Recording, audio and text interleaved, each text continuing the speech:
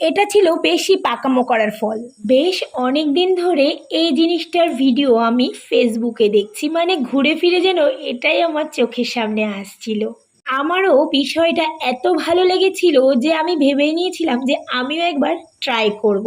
নমস্কার, আশা করছি সবাই খুব ভালো আছো। আমি আবারও নতুন আর একটা ভিডিও নিয়ে চলে এসেছি। তো অনেক দিন যাবৎ ভাবছিলাম জিনিসটাকে বানাবো, তো আজকে হঠাৎ মনে হলো যে না, এবার জিনিসটা বানানোটা দরকার।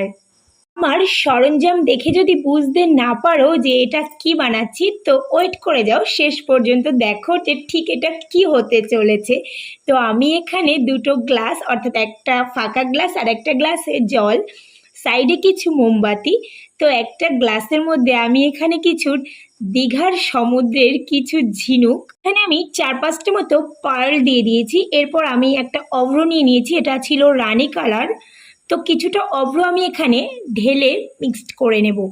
আসলে এটা পুরো একটা চমক হতে চলেছে, পুরোটাই আমার কাছে এক্সপেরিমেন্ট, মানে আমি নিজেও জানি না যে এটা কি হবে, আদৌ এটা হবে কি না।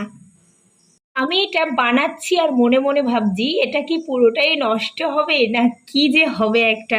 তো আমি এখানে অভ্রটা ঢেলে নিয়েছি। এরপর আমি এখানে জলটা দিয়ে দেবো, এটা নর্মাল ওয়াটার ছিল, ভিডিওতে দেখেছিলাম হট ওয়াটার। তো আমার মনে হলো যে না, আমি এটা এখানে নর্মাল ওয়াটারই দেবো।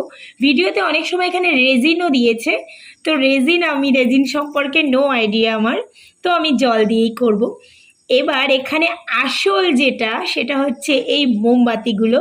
আমি এখানে 3টে মোমবাতি নিয়েছি। এবার এটাকে গলিয়ে নিতে হবে। তো চলো গলিয়ে নেওয়া যাক। তো আমি এই যে এখান থেকে দুটো মোমবাতি আমি ছোট ছোট করে কেটে নিয়েছি, আমার মোমবাতি গলানো হয়ে গেছে।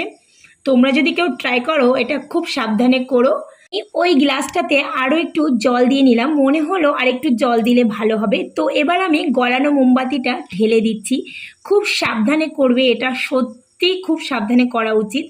চটচট করে ফুটছিল আর কি। এবার আমি সুতোগুলোকে আলাদা করে নেব। এটাই ছিল একটা টেনশনের মুহূর্ত, মানে মনে হয়েছিল জল আর মোমবাতিটা পুরো মিলে গেছে। আমি বুঝতে পারছিলাম না যে আদৌ এটা হবে কি না, আমি প্রচণ্ড টেনশনে পড়ে গেছিলাম আর ভয়ও পাচ্ছিলাম। তো একটা সুতো আমি একটা টিথপিকের সাহায্যে একটুখানি দাঁড় করিয়ে দেব। তো বেশ 15-20 মিনিট পর ঠিক কি অবস্থায় এসছিল, এবার তোমরা সেটা দেখো। জাস্ট অসাম ছিল লুকটা, মানে ভাবার মতো নয়। আমার মুখটা দেখে বুঝতে পারছো যে আমি কতটা এক্সাইটেড ছিলাম।